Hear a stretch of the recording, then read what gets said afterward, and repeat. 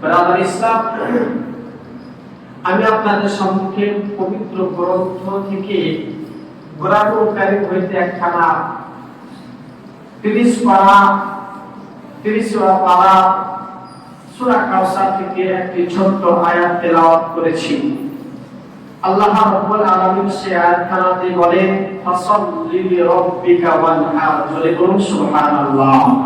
বলা হয়েছে সেই আয়াতখানাতে বলা হয়েছে ফাসাল্লি লিরাব্বিকা ওয়ানহার, তুমি বা আমরা নামাজ আদায় করো। বলা হয়েছে বান্দাদেরকে, হে বান্দা বান্দিরা, তোমরা নামাজ পড়ো কার জন্য? আল্লাহর জন্য। বলা হয়েছে ফাসাল্লি লিরাব্বিকা ওয়ানহার, তোমরা নামাজ পড়ো আল্লাহর জন্য এবং কুরবানিও করো আল্লাহর জন্য। যদি বলো সুবহানাল্লাহ। এখানে বলা হয়েছে ব্রাদার ইসলাম যে তোমরা নামাজ যখন পড়বে আল্লাহর জন্য পড়বে, কুরবানি যখন করবে তো আল্লাহর জন্যই কুরবানি করবে। আজ ব্রাদার ইসলাম, আল্লাহ রাব্বুল আলামিন কোরআনুল কারীমের মধ্যে বলে দিয়েছেন যে নামাজ পড়বে আমার জন্য। আজ দুনিয়াতে যদি আমরা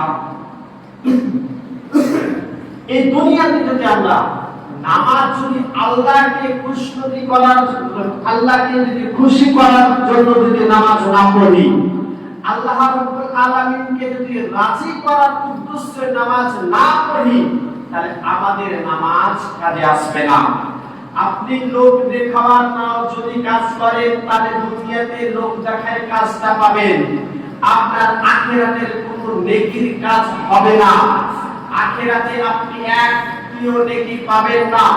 যদি আপনি দুনিয়ার মধ্যে আপনার নিয়তটা যদি গড়বড় থাকে, আপনার নিয়ত যদি এটাই থাকে যে আমি নামাজ পড়ব, আমাকে লোক ভালো বলবে, আমি নামাজ পড়লে লোক আমাকে ভালো বলবে, লোককে দেখাবার কারণে যদি আপনার নিয়তটা থাকে, তাহলে আপনার নামাজটা ওই লোককে দেখাবার জন্য হবে, আল্লাহ রাব্বুল আলামিনের দরবারে কবুল হবে না। ব্রাদার ইসলাম, সেইরূপ আমরা যেমন আল্লাহকে খুশি করার জন্য নামাজ পড়ি, রোজা আল্লাহকে খুশি করার জন্য রোজার মাসে রোজা রাখি, আমরা আল্লাহকে খুশি করার জন্য যদি আমাদের সম্পদ থাকে তাহলে আমরা যাকাত দিই, যদি আমাদের সে আল্লাহকে খুশি করার জন্য যদি আমাদের সমর্থন থাকে তাহলে আমরা হজ পাকে যাই। এই ব্রাদার ইসলাম, যদি মানুষ দেখাওয়া হয় তাহলে আপনার হজও কাজে লাগবে না, রোজাও কাজে লাগবে না, যাকাতও কাজে লাগবে না, নামাজও কাজে লাগবে না, তাহলে আপনার সবকিছু পানিতে পড়ে যাবে। তাহলে আমাদের সেই উদ্দেশ্য একটাই হতে হবে যে আল্লাহকে খুশি করার জন্য, আল্লাহকে রাজি করার জন্য, আল্লাহর খুশনুদি হাসিল করার জন্য আমরা নামাজ পড়ি, রোজা রাখি, যাকাত দিই, হজ করে চলে বলুন সুবহানাল্লাহ। ব্রাদার ইসলাম, যেরকম এই সমস্ত জিনিসগুলোকে আল্লাহ রাব্বুল আলামিনকে খুশি করার জন্য করতে বলেছেন, খুশি করার জন্য আমরা যে করি, সেইরকম আল্লাহ রাব্বুল আলামিন এটাও বলেছে ফাসাল্লি লিরাব্বিকা ওয়ানহার, যখন তোমরা কুরবানি করবে আমাকে খুশি করার জন্য, যখন তোমরা কুরবানি করবে সে আমাকে খুশি করার জন্য, নেকির উদ্দেশ্যে তোমরা যেন সেই কুরবানি করো। ব্রাদার ইসলাম, আজ আমাদের মধ্যে এমন হয়ে গিয়েছে যে আমরা কুরবানি এমন ভাবে করছি যে আমাদের সেই কুরবানিটা সঠিক হচ্ছে কি হচ্ছে না। এই ব্রাদার ইসলাম, তার আমাদের নিয়তটাকে সাফ করতে হবে। আজ আমরা 5-7 জন মিলে আমরা একটি কুরবানির গরু কিনতে গেলাম। সেই কুরবানির গরু ব্রাদার ইসলাম 7 জন মিলে আমরা টাকা এক জায়গায় করে কুরবানির গরু কিনতে গিয়েছি, কিন্তু সেখানে গিয়ে আমরা প্রথমে কি হিসাব করছি? এই গরুটার হিসাব করছি আমরা কি যে এই গরুটার টাকা আমরা নিয়েছি 20,000, দেখা যাবে এই গরুটাতে মিলে আমাদের গোশত 200 টাকা কিলো পড়ছে কিনা, 250 টাকা কিলো পড়ছে কিনা, সস্তাটা বুঝছি। এই ব্রাদার ইসলাম, আপনি কি গরু খাওয়ার জন্য নিয়ে আসছেন আলাদা ব্যাপার, কিন্তু যখন কুরবানির উদ্দেশ্যে কিনতে যাবেন, যখন কুরবানির জন্য আপনি কিনতে যাবেন, যখন আপনার উদ্দেশ্যটা হবে আল্লাহকে রাজি করার জন্য, আল্লাহর খুশনুদিকে হাসিল করার জন্য, তখন আপনি করতে হবে না, সেই জিনিস দেখতে হবে না। আপনাকে দেখেন 7 জন মিলে একটা জিনিসকে চয়েস করুন যে এটা পারফেক্ট হয়েছে, এটা ভালো হয়েছে, এর মধ্যে কোনো ত্রুটি নাই, এর কোনো খুঁত নাই, এটাই চাই লস হোক লাভ হোক, আমরা এটাই কিনে আল্লাহর দরবারে কুরবানি করব। জোরে বলো সুবহানাল্লাহ। বিরাদার ইসলাম, আপনি যদি এখানে 100 টাকা বেশি দিলেন, 100 টাকা ধরেন আপনার কুরবানির মাংস ধরে হিসাব করছেন যে আপনার 1 থেকে 200 বা 500 টাকা আপনার বেশি লেগে গিয়েছে, আপনি তো নিজের নেকির উদ্দেশ্য দিয়েছেন। বা আপনি তো নেকির উদ্দেশ্য দিয়েছেন, নেকির উদ্দেশ্য দেওয়ার কারণে ওই জিনিসটা নেকিটা আপনি কাল কিয়ামতের মাঠে আপনি পেয়ে যাবেন। জোরে বলুন সুবহানাল্লাহ। বিরাদার ইসলাম, সেই কুরবানির সম্পর্কে কিছু আপনাদেরকে ইনশাআল্লাহ শোনাবো। যে কুরবানি আমাদের হয়তো আগামীতে এই সামনে আমাদের চলে আসছে কুরবানি, যে কুরবানি হযরত ইব্রাহিম খলিলুল্লাহ সুন্নাত, ইব্রাহিম খলিলুল্লাহ সুন্নাত, সেই ইব্রাহিম খলিলুল্লাহ সুন্নাতকে আমরা আদায় করছি। দেখুন বিরাদার ইসলাম, বলবেন তাহলে আমাদের উপরে ওয়াজিব কেন, আমাদের উপরে ফরজ কেন, আমাদের উপরে কেন তাহলে জরুরি করা হয়েছে? বিরাদার ইসলাম, আল্লাহ রাব্বুল আলামিন যে কাজটাকে পছন্দ করেন, আল্লাহ রাব্বুল আলামিন তার প্রিয় খলিলুল্লাহকে বলেছিলেন, ইব্রাহিম খলিলুল্লাহকে বলেছিলেন, হে ইব্রাহিম খলিলুল্লাহ, তোমার যে কাজটা পছন্দ হয়ে যাবে, আমার যে কাজটা তোমার পছন্দ হয়ে যাবে, সেই কাজটা আমি তোমার যেন ইয়ার কাজটাকে বাকি রাখার জন্য উম্মতে মুহাম্মাদের উপরে সেই জিনিসটাকে লাগু করে দেব। জোরে বলুন সুবহানাল্লাহ। বিরাদার ইসলাম, এবার আসুন যে কুরবানি কাকে দিতে হবে, কুরবানি কার উপরে ওয়াজিব, কার উপরে দেওয়া জরুরি, না দিলে গুনাহ হবে। বিরাদার ইসলাম, সেই বলা হয়েছে চাহে সে প্রাপ্ত বয়স হোক, নবজওয়ান হোক, মিডিল সম্প্রদায় মিডিল বয়সী হোক, বিরাদার ইসলাম, তাহলে তার কাছে প্রত্যেক নর ও নারীর উপরে কুরবানি করা উচিত। এবার আসুন, প্রত্যেক নর নারী যে ব্যক্তি মালিকের নিসাব রয়েছে, মালিকের নিসাব, যে ব্যক্তি মালিকের নিসাব রয়েছে তার উপরে কুরবানি ওয়াজিব। সে ব্যক্তি যদি কুরবানি না দেয় তাহলে সে ব্যক্তি গুনাহগার হবে। বিরাদার ইসলাম, এবার এটা বুঝতে হবে আমাদেরকে যে মালিকের নিসাব কাকে বলে, মালিকের নিসাবের মেয়াদ কতটুকু। মালিকের নিসাব বলা হয়েছে বিরাদার ইসলাম, সোনার দিকে যাবেন তো 7.5 ভরির সোনার দাম, যদি 7.5 ভরির সোনার দাম, চাঁদের দিকে যাবেন তো আপনার বিরাদার ইসলাম 12.5 ভরির চাঁদের দাম। যদি এই সম্পর্ক এই এতটুকু অবধি যদি আপনার কাছে মাল ধন সম্পদ থাকে তাহলে আপনার উপরে কুরবানি ওয়াজিব। যদি আপনি না দেন তাহলে আপনার হলো গুনাহগার। চাহে ছেলের কাছেও হতে পারে, মেয়ের কাছেও হতে পারে, বড়দের কাছে হতে পারে, বাপের কাছে হতে পারে, স্ত্রীর কাছে হতে পারে।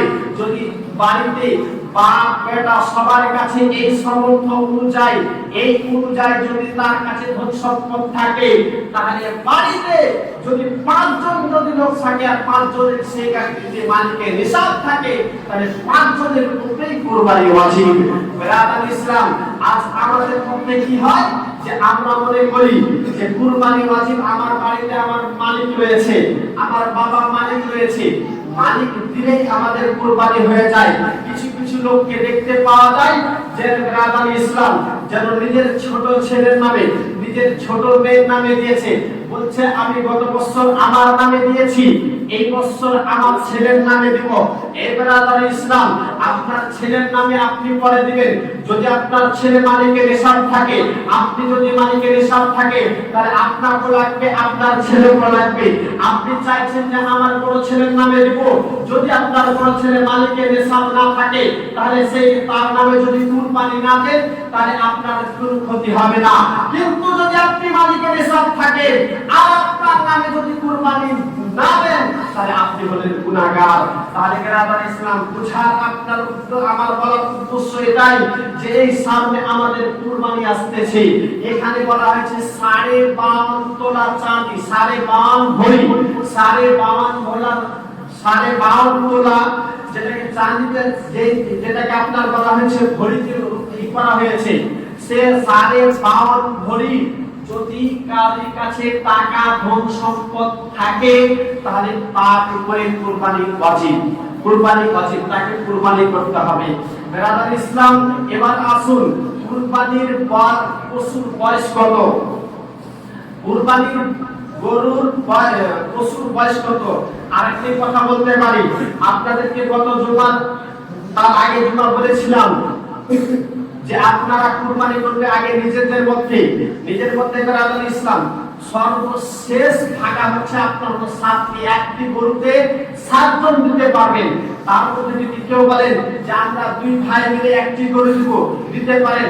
আপনি একাই দিতে পারেন, আপনি 3 জন মিলে দিতে পারেন, 5 জন মিলে দিতে পারেন, 6 জন মিলেও দিতে পারেন, কিন্তু 7 জনের বেশি দিতে পারবেন না। বিরাদর ইসলাম, আপনি চাইলে একাই দিতে পারেন। বিরাদর ইসলাম, এবার আসুন পশুর বয়স কত, উটের বয়স আপনার হলো 5 বছর, কমপক্ষে হবে 5 বছর। গরু এবং মহিষের কমপক্ষে 2 বছর, আর ছাগল, ভেড়া, দুম্বা কমপক্ষে 1 বছর বলা হয়েছে। আমরা যখন কুরবানি খরিদ করতে যাই, আমরা যখন কুরবানি কিনতে যাই, তখন আমরা আগে দেখি যে গরুর দাঁত হয়েছে কি হয় না। বিরাদর ইসলাম, শরীয়তের মধ্যে দাঁতটা শর্ত নাই, দাঁত দেখাটা শর্ত নাই, আপনার বয়সটা শর্ত। যদি বয়স পূর্ণ হয়ে যায়, দেখা গেল যে আপনার বাড়িতে গরু দাঁতেনি কিন্তু 2 বছর বয়স হয়ে গেছে, সেটা কুরবানি হয়ে যাবে।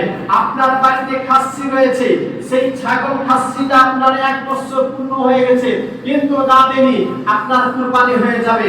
কিন্তু বিরাদর ইসলাম, আমরা এটাই অনুভব করি, এটাই বলি যে আইডিয়ার মধ্যে আমরা এটাই বলে থাকি, আপনাকে কিন্তু কনফার্ম হতে হবে, আপনাকে যেন সেই জিনিসটাকে একদম তাহকিকের সাথে বলতে হবে, তাহকিকের সহিত জানতে হবে যে আমার খাসির বয়স যেন 1 বছর হয়ে গেছে, আমার গরুর বয়স যেন 2 বছর হয়ে গেছে, আমার উটের বয়স যেন 5 বছর হয়ে গেছে। এই জিনিসটাকে যেন একদম তাহকিক ভাবে ভালোভাবে জানতে হবে।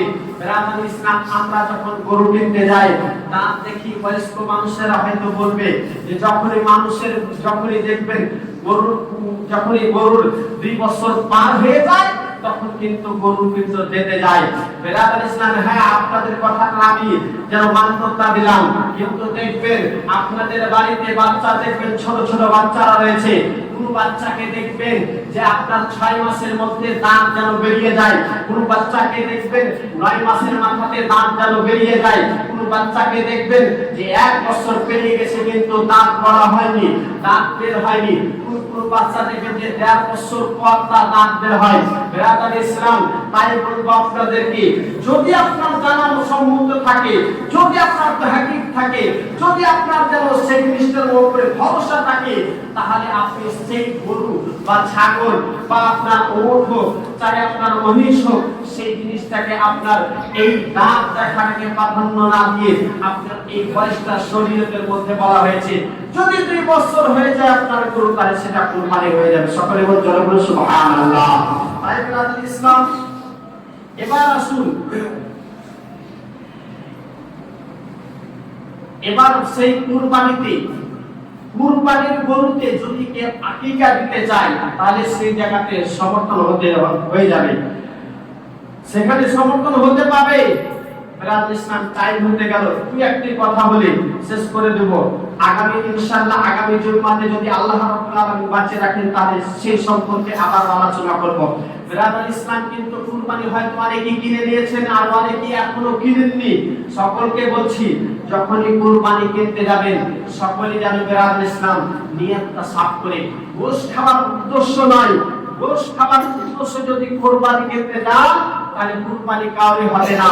আর বলা হয়েছে যদি কেউ ব্যক্তি হারাম কর্ম করে আর ওই হারাম কর্মের টাকাটা যদি একজন সেইটা দিয়ে 7 ভাগের মধ্যে 7 জনের মধ্যে যদি শরীক হয়ে যায় তাহলে ওয়াক্ফ কুরবানি হবে না, তার সাথে 7 জন থাকবে তাদেরও কুরবানি হবে না। বিরাদর ইসলাম, তাই বলবো বিরাদর ইসলাম, মনে করবেন যে আমি লোন নিয়ে এসে আমি যেন কুরবানি করব, আপনাকে কে বলেছে আপনার উপরে কুরবানির মালিকের হিসাব না থাকলে আপনার উপরে কুরবানি ওয়াজিব নয়? আপনাকে কে বলেছে সুদের উপরে টাকা নিয়ে কুরবানি দিতে? আপনাকে কে বলেছে যে আপনার লোনের টাকা নিয়ে আপনাকে যেন কুরবানি দিতে? এই বিরাদর ইসলাম, যদি আপনার সমর্থন না থাকে তো আপনার শরীয়ত তো আপনাকে ছাড় দিয়েছে, আপনার উপরে কুরবানি নাই, কুরবানি তো নাই বিরাদর ইসলাম। কিন্তু আমরা মনে করছি যে বাড়িতে 5টা বাল বাচ্চা আছে, এরকম মনে করছি। বিরাদর ইসলাম, আপনার কাছে অন্য কিছু আছে, আপনি মানুষের কাছে ধার নেন, আলাদা ব্যাপার। আপনি কোন জিনিসকে যদি আপনার ইচ্ছা করে তাহলে আপনি সুদের উপরে ওই হারাম কর্মের টাকা দিয়ে শরীক হয়েন না। আর আপনাদেরকে বলবো যে যারা হারাম কর্মের টাকা দিয়ে, যারা হারাম ওই সুদের টাকা দিয়ে যদি আপনার শরীক হয় তাহলে আপনারা নিয়েন না, বরং যে আপনাদের ওই ঘুষ খাওয়াই হবে, আপনাদের কুরবানি হবে না। বিরাদর ইসলাম, তাহলে আমার এই কয়েকটি কথা বললাম, এই কয়েকটি কথা যেহেতু আমাদেরকে জানা দরকার, অত্যন্ত জরুরি। বাবাজি ভাইরা আমার, সকলেই হয়তো অনেকে কুরবানি কিনে নিয়েছেন, হয়তো কেউ মনে করছেন কিনবো, সকলের মনের মধ্যে যেন একটা জিনিস এটাই করবেন, ঘুষ খাওয়ার নিয়াতে করবেন না, বাপ যেন সেই যেন নেকির উদ্দেশ্যে করবেন, নেকির উদ্দেশ্যে আল্লাহ রাব্বুল আলামিনের যদি নেকির উদ্দেশ্য করেন তাহলে বলা হয়েছে কুরবানি করার ফজিলতের মধ্যে বলা হয়েছে যখনই মানুষ কুরবানি করে, যখনই গরুর মাংস, যখন গরুটাকে হালাল করে, তার রক্ত মাটিতে পড়ার আগে আল্লাহ রাব্বুল আলামিন তার কুরবানিকে কবুল করে নেন, যে বলে সুবহানাল্লাহ। আর তাদেরকে নেকি দান করে কতটুকু? কুরবানির পশুর শরীরের যতগুলো রোগ থাকে সমস্ত নেকি ওই ব্যক্তি যারা কুরবানি দিল তাদের নামে আমলে লিখে দেয়, যে বলে সুবহানাল্লাহ।